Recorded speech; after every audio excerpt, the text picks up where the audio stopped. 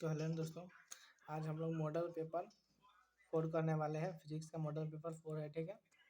ये फिजिक्स का model paper 4 है, जिसे आज हम लोग कंप्लीट करने वाले हैं।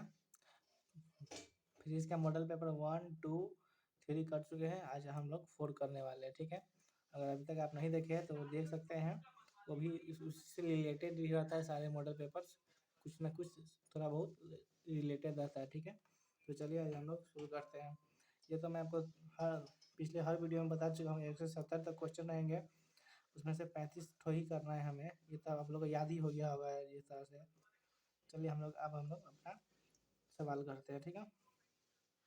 क्वेश्चन नंबर 1 है हमारे पास, the least stable nucleus is, option C हो जाएगा। वो 8 से 16 तक, ठीक है। Impedance of L R circuit है, impedance of L R circuit है the root under R square plus L square into में ओमेगा का एल स्क्वायर, ठीक है। यानी कि ऑप्शन डी हो जाएगा। अगर पावर फैक्टर पूछता ना तो ऊपर में आ रह जाता, बाकी सब ऐसे ही रह जाता, ठीक है। अब आते हैं क्वेश्चन नंबर 3 पे। Width of interference fringe, width of interference fringe का जो होता है beta D lambda upon D होता है, ठीक है। यानी ऑप्शन ए हो जाएगा। अब आते हैं हम लोग क्वेश्चन नंबर 4 पे।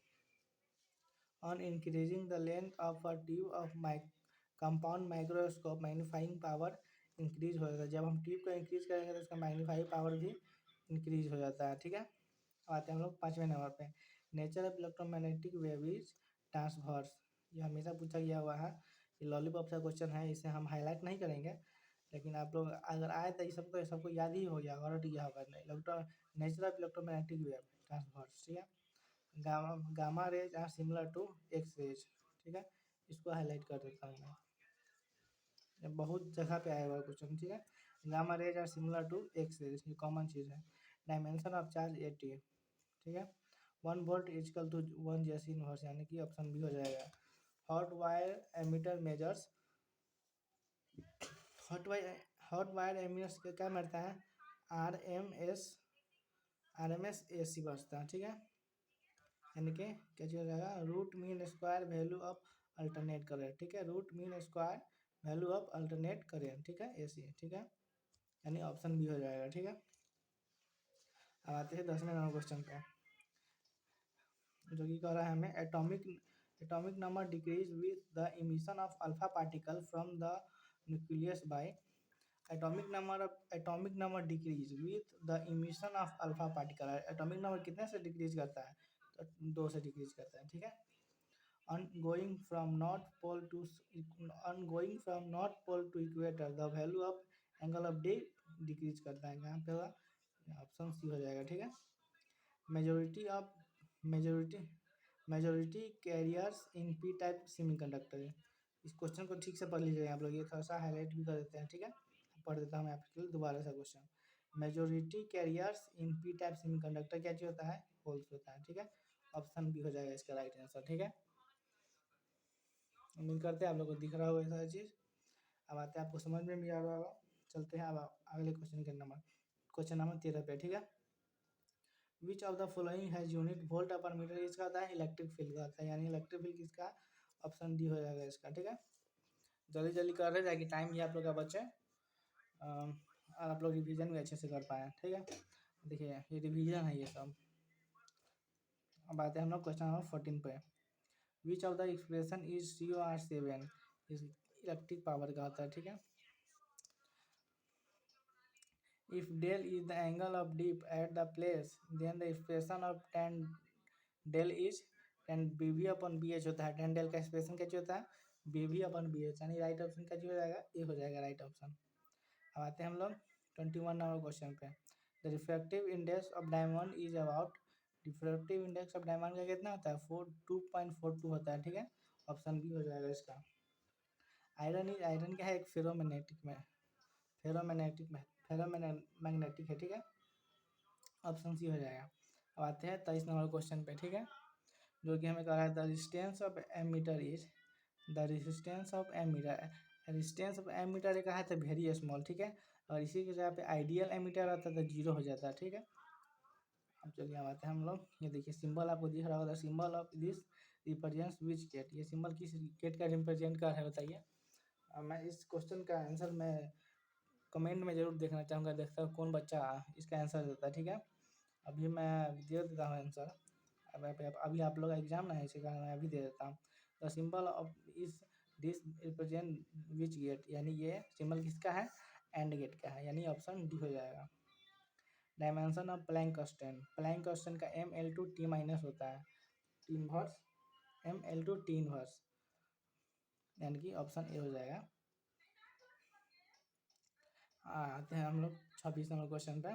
तो क्या मैं कहा है, density of nucleus is about, nucleus का डेंसिटी किसका होता है, हमेशा याद रखिए 10 के पावर जिसका 17 रहेगा ना, वही हमारा आंसर हो जाएगा।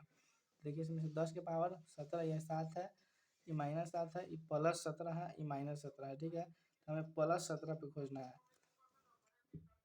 यानी कि हमारा आंसर हो जाएगा ऑप्शन सी, ठीक है। यानी कि 2.29 into 10⁻17 kg metre inverse cube, ठीक है। अब आते हैं हम लोग 27वें नंबर क्वेश्चन पे, जो कि हमें कहता है unit of E naught is, E naught का English, unit of E naught का यूनिट क्या होगा, एफ एम इनवर्स, क्या है, एफ एम इनवर्स, यानी F M inverse option B हो जाएगा, ऑप्शन राइट आंसर। अब आते हैं हम लोग 28 नंबर क्वेश्चन पे। Which of the following series of hydrogen spectrum in the visual region, visual region में क्या चीज होता है, बाल्मर सीरीज होता है। अल्ट्रा वायलेट में क्या चीज होता है, तो लाइमन सीरीज होता है। अल्ट्रा वायलेट होता है लाइमन सीरीज, विजुअल रीजन तो बाल्मर सीरीज, ठीक है। Optical fibre is equal to refractive index into path length, यानी कि ऑप्शन ए ही हमारा सही हो जाएगा। आप लोग भी इसको रख लीजिएगा, याद कर लीजिएगा। इस वीडियो में एक बार फिर से दोबारा से देख लीजिएगा तो और बेहतर हो जाएगा आपके लिए, कि आपको भूलिएगा नहीं जल्दी। क्वेश्चन नंबर तीसरा है, the lens which is use to remove short sightness, short sightness हटाने के लिए कौन सा यूज करते हैं, कनकेव लेंस के लिए करते हैं, यानी कनकेव, या ऑप्शन ए सही हो जाएगा, ठीक है। Electron volt is unit of, electron volt किसका यूनिट होता है, तो एनर्जी का होता है, ठीक है।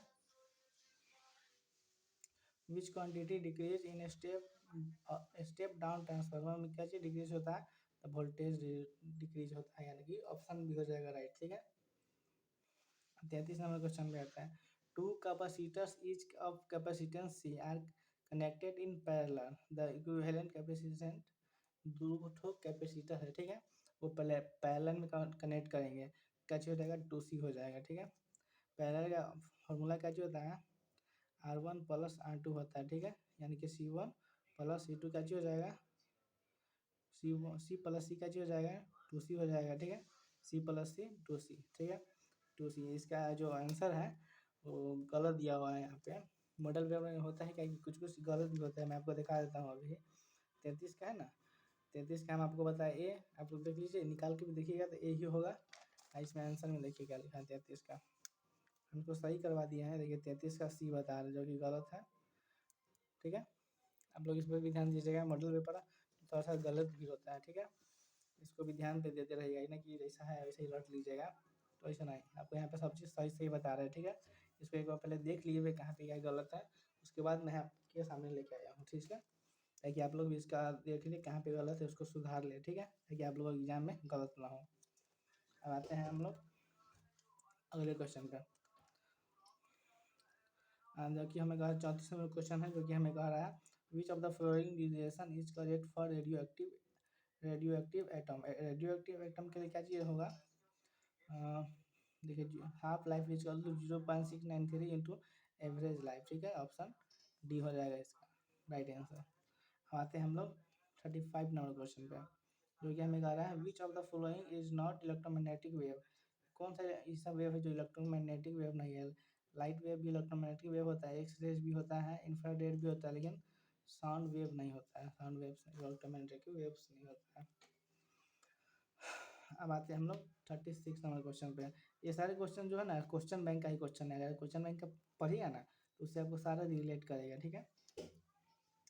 अब आते हैं हम लोग 36 नंबर क्वेश्चन पे, which of the relation is correct for the magnifying power of compound microscope, magnifying power of compound microscope के लिए कौन सा सही है, -L/F0 1+D/FU होता है, यानी कि ऑप्शन ए ही हमारा सही है, ठीक है। ये हमेशा याद रखिए, -L/F0 होगा, ठीक है, -L/F0। बाकी ये सब सेम ही होता है, ठीक है, याद करने का यही तरीका है। अब आते हैं 37 नंबर क्वेश्चन पे। Beta rays are fast moving electron होता है कि beta rays are fast moving photon photon electron, यहाँ सही हो जाएगा, ऑप्शन सी हो जाएगा, ठीक है। The value of red colour in colour code of carbon resistance. मैं आपको ये कलर कोडिंग मैं आपको पिछले वीडियो में भी सिखाया हूँ, आप लोग वहाँ से चाहें तो देख सकते हैं। अभी मैं राइट आंसर कर देता हूँ, ठीक है। तो चलिए मैं बता ही देता हूँ, आप लोग क्या देखिएगा। यहाँ पे देखें, वो पिछले वीडियो में बताए थे, बी यहाँ से लिखते हैं, ठीक है, BROY of Great Britain has very good wife, ठीक है। ये पहला, ये दूसरा, ये तीसरा, ये चौथा, ये पांचवा, ये छठा, ये सातवां, ये आठवां, जीरो से शुरू होता है, सॉरी कीजिएगा, ये जीरो कर लीजिएगा, 0 1 2 3 4 5 6 7 हो जाएगा, ये 8 हो जाएगा और ये 9 हो जाएगा, ठीक है। हमें क्या चीज़ का निकालना था, देखिए यहाँ पे the value of red colour, red का निकालना था, यानी कि 2 हो जाएगा, इसका राइट आंसर 2 हो जाएगा, ठीक है। इस तरह इसका राइट आंसर क्या चीज़ हो जाएगा, 2 हो जाएगा, ठीक है। इस तरह आप लोग भी निकाल लीजिएगा, ठीक है। इस टेबल को हमेशा याद रखिएगा, ठीक है। दिख रहा है BB ROY of Great Britain has very good wife, ठीक है।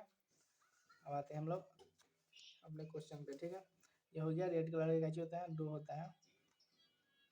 Wavelength of particle of mass a moving with velocity v, तो lambda h upon M V हो जाएगा, ठीक है, lambda h upon M V, ठीक है। इसका याद रख लीजिएगा, इंपॉर्टेंट है क्वेश्चन है ये। Wavelength of particle of mass a moving with velocity v is lambda h upon M V होता है, ठीक है। बाइनरी डेसिमल नंबर ऑफ 25, इसका निकाल के देख लीजिए कैसे होता है। देखिए यहाँ पे निकालते हैं, ये मैं आपको अलग से निकाल के दिखा देता हूँ। देखिए मैं यहाँ पे निकाल देता हूँ, आपका 25 का बाइनरी नंबर निकालना है, ठीक है। देखिए हमारे पास कहाँ गया question, binary of decimal number 25, ठीक है, 25 का निकालना है। देखिए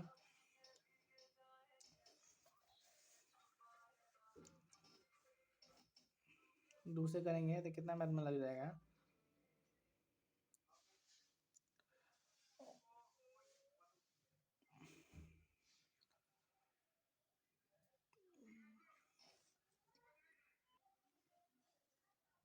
12 बार में लगेंगे, 12 दूना 24, एक बच जाएगा, ठीक है। हम दूसरे करेंगे तो 6, यहाँ पे बचेगा 0 बचेगा, यहाँ से करेंगे 2 से 2 4 6, यहाँ पे 3 हो जाएगा, यहाँ पे क्या बचेगा 0 बच जाएगा, ठीक है। अब हम इसे 2 से करेंगे, 2 एकम 2, एक बार में लग जाएगा, और ये कितना बच जाएगा, एक यहाँ पे बच जाएगा, यहाँ पे क्या हो जाएगा 1 1 0 0 1 का होल स्क्वायर, ठीक है। देखिए आंसर आपका कहाँ पे दिख रहा है, 1 1 0 है, नहीं होगा, 1 0 नहीं होगा, 1 1 0 1, यानी कि ऑप्शन सी हो जाएगा, ठीक है। इस तरह आप भी निकाल लीजिएगा, ये बहुत बार आता है क्वेश्चन, एक क्वेश्चन आपको हमेशा दिख जाएगा। और ये क्वेश्चन जो है ना पिछले बोर्ड एग्जाम में भी आया हुआ था, तो फिर भी हम हाईलाइट कर देते हैं, इसका आएगा या नहीं आएगा भरोसा नहीं है, कि पिछले साल ही आया था 2023 में। अब निकालना सीख लीजिएगा लेकिन, ठीक है।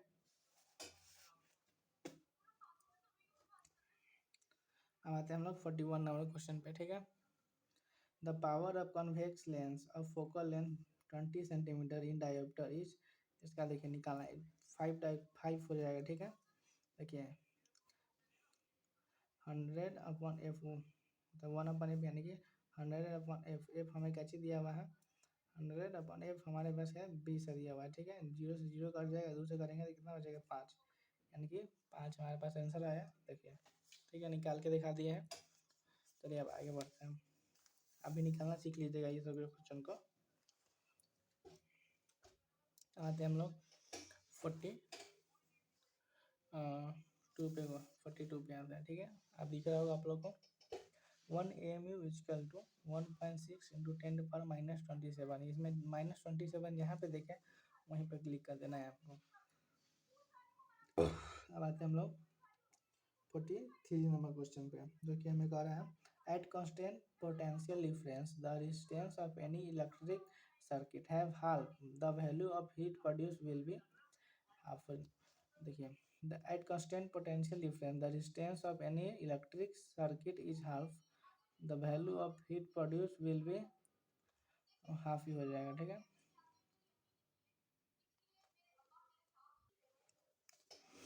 नहीं इसको भी हाईलाइट कर लीजिएगा थोड़ा सा। ठीक है, इसको अब आते हैं हम लोग 44 नंबर क्वेश्चन पे। The power of factor LR circuit, power factor देखिए पिछले बार कुछ देर पहले ही आपको बताए थे LR सर्किट का कम पावर फैक्टर निकालना आपको बताया था। तो इसमें क्या चीज़ होता है, R अपन में लग जाता है। ठीक है, यानी कि ये बी ऑप्शन सही हो जाएगा। यहीं पे कहीं पे था, ये देखिए इम्पीडेंस ऑफ LR सर्किट में आपको बताया था, आपको दिख रहा होगा क्वेश्चन नंबर 2 में ही है। इसमें बताए थे रूट अंदर R² plus L² plus R² plus L² into omega का होल स्क्वायर। ठीक है, इसको इधर उधर भी लिख सकते हैं, कोई दिक्कत नहीं होता है। ठीक है, अब ऐसा नहीं कीजिएगा, इधर उधर के जगह में स्क्वायर हमेशा देखिएगा। ठीक है, स्क्वायर होना चाहिए रूट के अंदर में, हर किसी में स्क्वायर होना चाहिए। चलिए अब हम लोग आते हैं 45 नंबर क्वेश्चन पे। The storage energy of capacitance charge is 100 volt is 1 joule. Capacitance of the capacitor is, capacitance of capacitors क्या हो जाएगा, 2 इंटू 10⁻⁻4 होता है। 2 इंटू 10⁻4 2 इंटू 10⁻4 यहाँ पे माइनस हो जाएगा। ठीक है, इसी को माइनस ले लेते हैं। ठीक है, इसी को ले लेते हैं, 2 इंटू 10⁻⁻4 ऑप्शन बी हो जाएगा। अब आते हैं हम लोग 47 नंबर क्वेश्चन पे, माइनस देना ये भूल गया है। चलो आते हैं हम लोग 46 क्वेश्चन पे। क्वेश्चन नंबर हमारे पास है 46। The current flowing in a wire is 1 ampere if the charge of an electron is 1.6 into 10⁻⁻19 -19 coulomb, then the number of electrons flowing through the wire per second क्या जाएगा, 6.25 into 10⁻18 होता है। ये देखिए option किसमें है, इसमें है ऑप्शन बी हो जाएगा इसका राइट आंसर। ठीक है, 46 का हमारे पास राइट आंसर क्या हो जाएगा, बी हो जाएगा। अब आते हैं हम लोग 47 नंबर क्वेश्चन पे। The time in which radio active substance become half of its inertial amount is called the half time in, इसे क्या जो है टाइम पीरियड हो जाएगा। ठीक है, ऑप्शन सी हो जाएगा, इसको आप लोग हाईलाइट कर लीजिएगा। आते हैं हम लोग 48 नंबर क्वेश्चन पे। Derivative of a thin prism of refractive index n and the angle of prism n-1 into a, option B हो जाएगा। ऑप्शन क्वेश्चन नंबर है हमारे पास 49। ठीक है, 2 charge of 10 plus 10 mu and -10 mu C. ठीक है, plus 10 mu सी या -10 mu सी है। ठीक है, दो चार्ज हमारे पास are place at distance 40 centimetre, हमें डिस्टेंस दिया हुआ है 40 सेंटीमीटर इन एयर में। ठीक है, potential energy of a system will be, इसका राइट आंसर हो जाएगा ऑप्शन सी -2.25 इंटू जे, -2.25 जूल। ठीक है, आते हैं हम लोग 50वें नंबर क्वेश्चन पे, जो कि हमें कहता है a convex lens n equal to हमारे पास 1.5 दिया हुआ है। ठीक है, is immerse in water n equal to 1.33, then it behaves like as, converging lens की तरह बिहेव करेगा। ठीक है, कन्वेक्स लेंस को अगर पानी में इमर्ज करेंगे तो किसके जैसे बिहेव करेगा, कन्वर्जिंग लेंस की तरह बिहेव करने लगेगा। अब आते हैं हम लोग 51 नंबर क्वेश्चन पे। The susceptibility of paramagnetic substance is constant होता है, इसका ऑप्शन ए हो जाएगा। Susceptibility of paramagnetic substance constant होता है। आते हैं हम लोग 52 नंबर क्वेश्चन पे, जो कि हमें कहता है the energy of a photon of wavelength lambda is, the energy of photon of lambda the energy of photon of wavelength lambda is तो SC अपॉन लैम्डा हो जाएगा। ठीक है, ऑप्शन बी। अब आते हैं हम लोग 53 नंबर क्वेश्चन पे। Light on its colours to its frequency, यानी ये ऑप्शन ए हो जाएगा। अब आते हैं हम लोग 54 नंबर क्वेश्चन पे। Power of an electric circuit, power of an electric circuit बार बार पूछा जाता है, ठीक है, इसको भी हाईलाइट कर लीजिए। बी स्क्वायर अपना हो जाएगा। 55 का आते हैं 55 नंबर क्वेश्चन पे, जो कि हमें कहता है the electric potential is equatorial position of an electric dipole. Equatorial position क्या होता है, 0 हो जाता है, ठीक है। The working of dynamo is based on principle of option A heating, नहीं, ऑप्शन बी हो जाएगा, ठीक है, इलेक्ट्रोमैग्नेटिक इंडक्शन, ठीक है। इसका राइट ऑप्शन क्या चीज हो जाएगा, बी हो जाएगा। अब आते हैं हम लोग 57 नंबर क्वेश्चन पे। Modulation index in amplitude modulation lies between 0 and 1। ये आपको पिछले बार भी करवाए थे, इस बार भी करवा दे रहे हैं, इसमें भी है, ठीक है। इसको भी हाईलाइट कर लीजिए, हो सके तो आ सकता है ये भी क्वेश्चन। आते हैं हम लोग 58 नंबर क्वेश्चन पे। द सोलर स्पेक्ट्रम क्या होता है, कंटिन्यूअस होता है, ठीक है। आते हैं हम लोग 59 नंबर क्वेश्चन पे। Unit of surface charge density, इसे कूलाम अपॉन मीटर स्क्वायर होता है, ठीक है। आते हैं हम लोग 60 नंबर क्वेश्चन पे। The wave front due to a point source at infinite distance, front source is spherical होता है, ठीक है, SPH यहाँ स्पेरिकल होता है, ठीक है, सही है, ये हो जाएगा। अब आते हैं हम लोग 61 नंबर क्वेश्चन पे। The resistance of ideal ammeter, ये देखिए आइडियल एमीटर भी आ गया था, कुछ देर पहले आपको करवाए थे एमीटर से क्या था, जिसमें एमीटर का है, जिसमें क्या पूछा था, द रेजिस्टेंस ऑफ एमीटर था, तो वेरियस बोले थे आपको। इसमें बताए थे कि आइडियल एमीटर है तो क्या हो जाएगा, 0 हो जाएगा, ठीक है। इसलिए हर बात को सुनिएगा, गौर से ध्यान दीजिएगा, यहाँ पे आपको इधर उधर की बातें नहीं हो रही है, ठीक है, आपको एकदम कंटेंट दिया जा रहा है। हो सके तो वीडियो को लाइक कर दीजिएगा, अगर अभी तक नहीं किया है तब लाइक फॉलो कर दीजिएगा, सब्सक्राइब। चलिए हम आते हैं, हम लोग अपने इस सब चीज़ से हट के अपने पढ़ाई पे आते हैं अब, ठीक है। हमारा 61 तक हो गया। अब आते हैं 62 नंबर क्वेश्चन पे, ठीक है। When two bulb of power 60 volt and 40 volt are connected in series, then the power of their combination will be 24 watt का हो जाएगा, ठीक है। देखिए जहाँ पे 60 वाट और 40 वाट का है, कनेक्टेड है, किसमें, सीरीज में कनेक्टेड है, तो इसका क्या जो है 24 वाट। इसको याद कर लीजिएगा, ठीक है, ये हूब क्वेश्चन आ सकता है, ठीक है। और ये सारे के सारे क्वेश्चन जो है ना क्वेश्चन बैंक का क्वेश्चन है, अगर क्वेश्चन बैंक आप पढ़े होंगे तो ये सब आपको आराम से आ रहा होगा। आते हैं हम लोग 63 नंबर क्वेश्चन पे।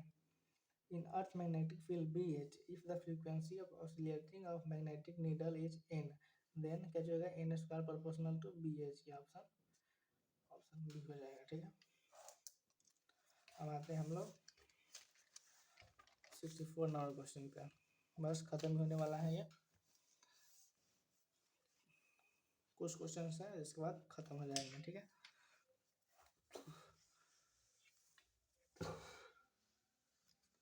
तो चलिए देखिए, द मैग्नीफाइंग क्या चाहिए, the magnifying power of N astronomical telescope for normal adjustment, इसे क्या हो जाएगा, मैग्नीफाइंग पावर का -F0/Fe होता है, ठीक है, यानी कि ऑप्शन ए हो जाएगा। अब आते हैं हम लोग 65 नंबर क्वेश्चन पे। In a step of transfer number of turns in primary and secondary coil are N1 and N2, तो इसका क्या हो जाएगा, N2 more than N1, option B हो जाएगा। आते हैं हम लोग 66 नंबर क्वेश्चन पे। The ratio of root mean square RMS, the value of an alternating current, इसका 1/√2 होता है, ठीक है। Which one of the following has maximum refractive index, सबसे ज़्यादा रिफ्रैक्टिव इंडेक्स किसका होता है, तो डायमंड का होता है, यानी कि ऑप्शन डी हो जाएगा राइट ऑप्शन। और हमारे पास है 68 number question. With the increase of temperature the resistivity of semiconductor क्या होता है, सेमीकंडक्टर में डिक्रीज हो जाता है, यानी कि ऑप्शन डी हो जाएगा। और आते हैं हम लोग 69 नंबर क्वेश्चन पे। Cylinder lens are use to correct eye defect of, cylinder lens क्या चीज में करते हैं, एस्टिमेटिज्म में करते हैं, मायोपिया में नहीं होगा। एमआईपी में भी नहीं होगा, एस्टिमेशन में हो जाएगा, यानी कि ऑप्शन सी हमारे पास राइट आंसर है, जो कि है एस्टिमेटिज्म। ठीक है, अभी रुकिएगा, ताकि आपको ये भी बता देंगे क्वेश्चन बैंक में कहाँ पे क्या क्या गलत हुआ था। ठीक है, और आप लोग भी अपने क्वेश्चन बैंक को सही कर लीजिएगा।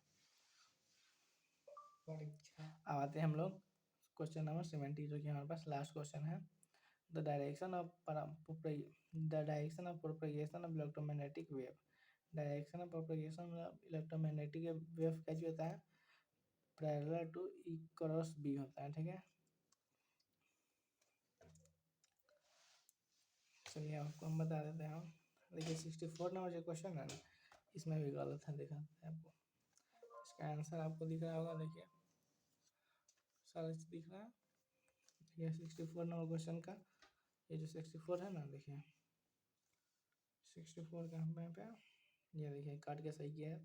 64 का ए होगा, लेकिन इसमें क्या चीज बता रहा है, डी बता रहा है 64 का डी, जो कि ये होता ही नहीं है। ठीक है, तो चलिए फिर मिलते हैं इसी के साथ अगले वीडियो में। अभी तक ले इतना ही रखते हैं।